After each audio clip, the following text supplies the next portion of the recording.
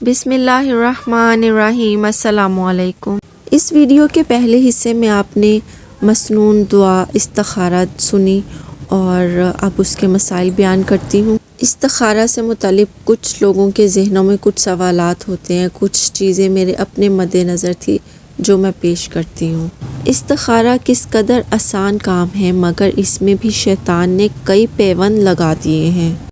پہلا پیوند یہ ہے کہ 2 رکعت پڑھ کر کسی سے بات کیے بغیر سو جاؤ، سونا ضروری ہے ورنہ استخارہ بے فائدہ رہے گا۔ دوسرا پیوند یہ لگایا کہ لیٹو بھی دائیں کروٹ پر، تیسرا قبلہ روح لیٹو۔ چوتھا پیوند یہ لگایا کہ لیٹنے کے بعد اب خواب کا انتظار کرو، استخارہ کے دوران خواب نظر آئے گا۔ پانچواں پیوند یہ لگایا کہ اگر خواب میں فلاں رنگ نظر آئے تو وہ کام بہتر ہوتا ہے اور فلاں نظر آئے تو وہ بہتر نہیں۔ چھٹا پیوند یہ لگایا کہ اس خواب میں کوئی بزرگ آئے گا، بزرگ کا انتظار کیجئے کہ وہ خواب میں آ کر سب کچھ بتا دے گا۔ لیکن اب سوچنے کی بات یہ ہے کہ وہ بزرگ ہوگا کون؟ ایسا نہ ہو کہ شیطان ہی بزرگ بن کر خواب میں آ جائے، تو اس سے کیسے پتہ چلے گا کہ یہ شیطان ہے یا کوئی بزرگ؟ یاد رکھیے کہ ان میں سے کوئی ایک چیز بھی حدیث سے ثابت نہیں، یہ باتیں لکھنے والوں نے کتابوں میں بغیر تحقیق لکھ دی ہیں۔ اللہ تعالیٰ ان لکھنے والے مصنفین پر رحم فرمائے۔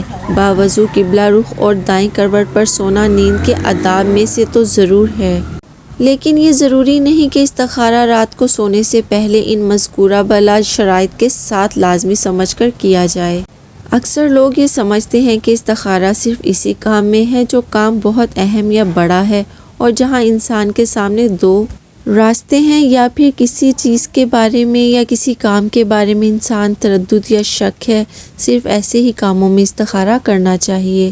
چنانچہ آج کل عوام الناس کو اپنی زندگی کے صرف چند مواقع پر ہی استخارہ کے مسنون عمل کی توفیق نصیب ہوتی ہے۔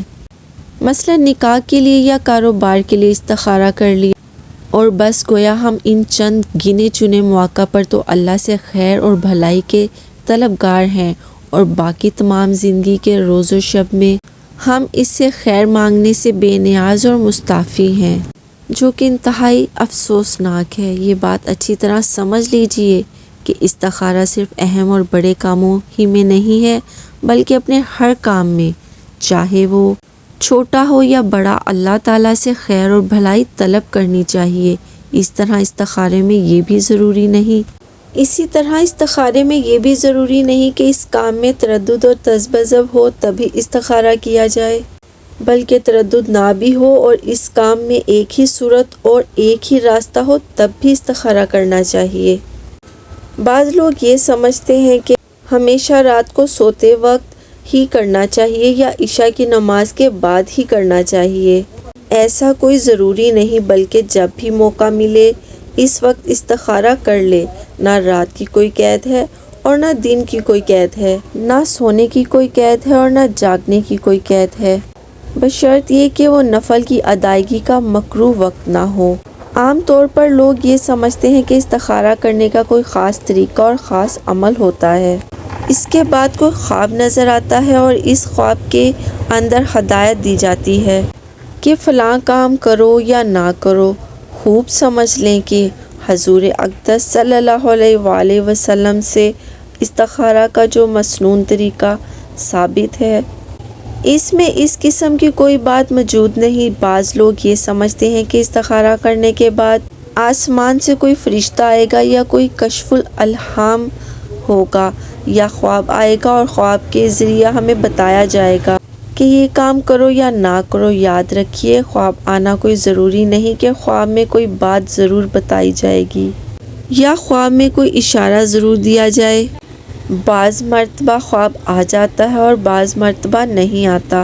استخارہ کے باب میں لوگ ایک غلطی کرتے ہیں، اس کی اصلاح بھی ضروری ہے۔ وہ یہ ہے کہ بہت سے لوگ خود استخارہ کرنے کی بجائے دوسروں سے کرواتے ہیں اور کہتے ہیں کہ آپ ہمارے لیے استخارہ نکال دیجئے، گویا جیسے فال نکالی جاتی ہے ویسے ہی استخارہ بھی نکال دیجئے۔ دوسروں سے استخارے کروانے کا مطلب تو وہی عمل ہوا جو جاہلیت میں مشرکین کیا کرتے تھے، جس کے خاتمے کے لیے حضور صلی اللہ علیہ وسلم نے صحابہ کو استخارے کی نماز اور دعا سکھائی اور یہ اسی وجہ سے ہوا کہ لوگوں نے استخارے کو یہ سمجھ لیا ہے کہ اس سے گویا کوئی خبر مل جاتی ہے یا الہام ہو جاتا ہے کہ کیا کرنا چاہیے۔ جس طرح جاہلیت میں تیروں پر لکھ کر یہ معلوم کیا جاتا تھا، اسی طرح آج کل تسبیح کے دانوں پر اس قسم کے استخارے کیے جا رہے ہیں۔ یہ طریقہ بالکل غلط ہے اور انتہا تو یہ ہو گئی ہے کہ اب عوام میں یہ رواج چل پڑا ہے۔ ٹی وی اور ریڈیو پر استخارے نکلوائے جا رہے ہیں، حالانکہ استخارہ اللہ تعالیٰ سے اپنے معاملے میں خیر اور بھلائی کا طلب کرنا ہے۔ اب یہ بھلائی کو طلب کرنا ہے، نہ کہ خبر کا معلوم کرنا۔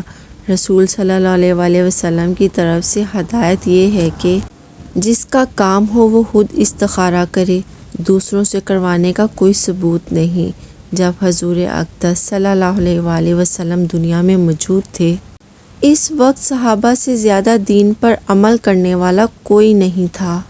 اس لیے ہمیں اپنا دین اور دنیا سنوارنے کے لیے قرآن اور سنت کے مطابق چلنا چاہیے۔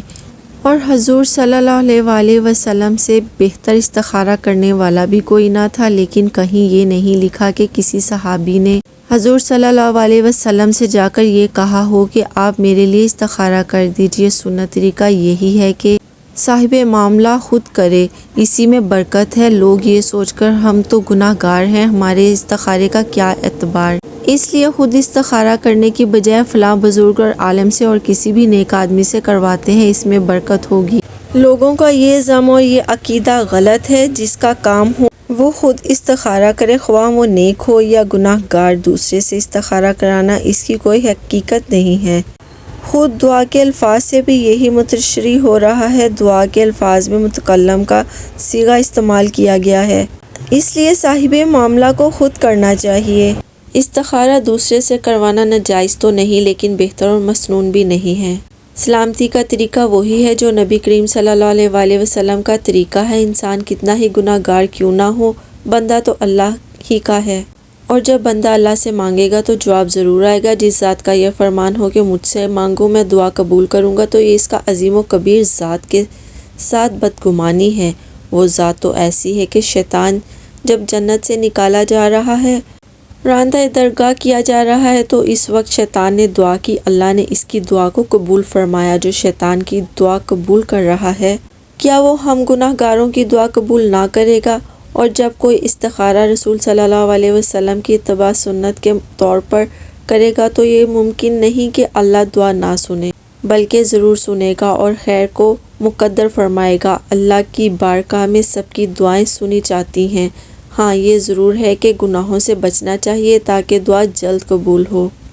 ہمیشہ استغفار کرنا چاہیے۔ لوگوں میں بکثرت یہ خیال بھی پایا جاتا ہے کہ گناہ گار استخارہ نہیں کر سکتے۔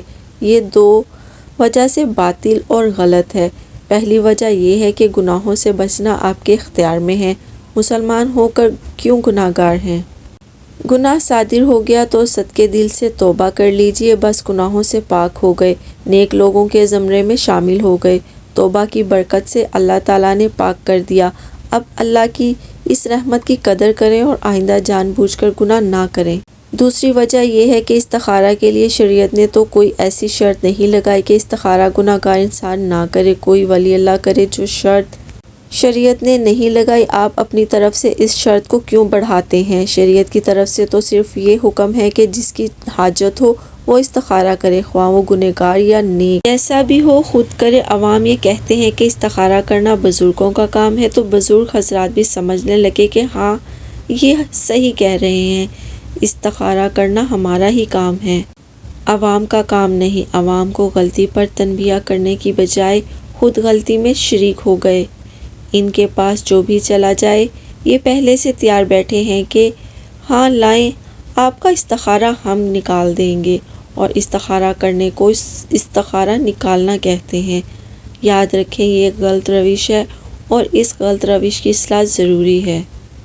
اللہ کے یہاں توبہ استغفار کے دروازے ہمیشہ انسانوں کے لیے کھلے رہتے ہیں۔ کوئی بھی انسان ہمیشہ گنہگار نہیں رہتا، اگر وہ توبہ کر لے تو۔ امید ہے آپ کو اس سے فائدہ حاصل ہوگا۔